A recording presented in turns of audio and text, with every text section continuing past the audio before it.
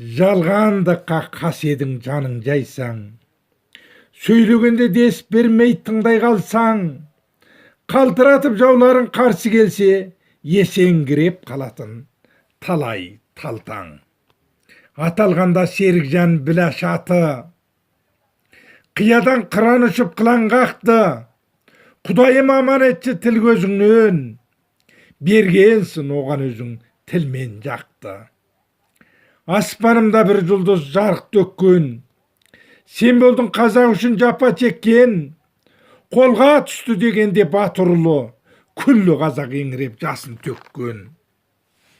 Асқар таулардан асып сөзің, сен жүрдің бар қазақтың ашып көзін, даналығың бір төбе, дарқансың сен.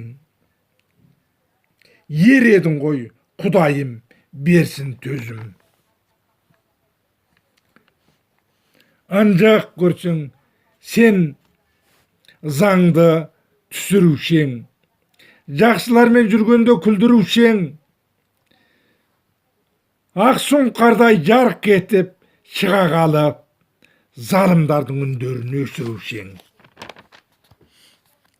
Қазақ үшін қайыспас қаранарсың, саялатқан саяңа қара талсың, Ақберденім оқтаулы қолымдағы, көздегенде жауыма талып қалсын.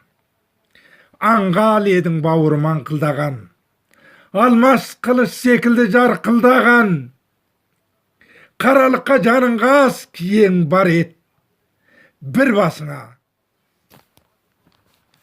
мың жігіт татымаған. Сені көрсе жауларың қаймығатын, мінезің бар бір бетке айнымайтын, адам заттың бағына туған бір ұл, бір көрген жан дос болып айрылмайтын.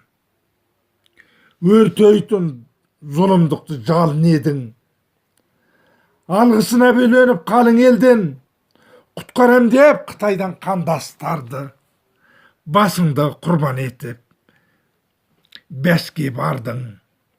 Алтыным деп әжелер жылап жатыр, күңіреніп аталар сулап жатыр, қабырғасы қайысып қалың, халқың саған амандықты Алладан сұрап жатыр. Қара қылды қақ жарған қанжарым ай, елің сүйген ұлсың сен ардағым ай. Жалалы боп кетпейсің, жалалы боп шыңдаласың, төсте сен сардарым ай.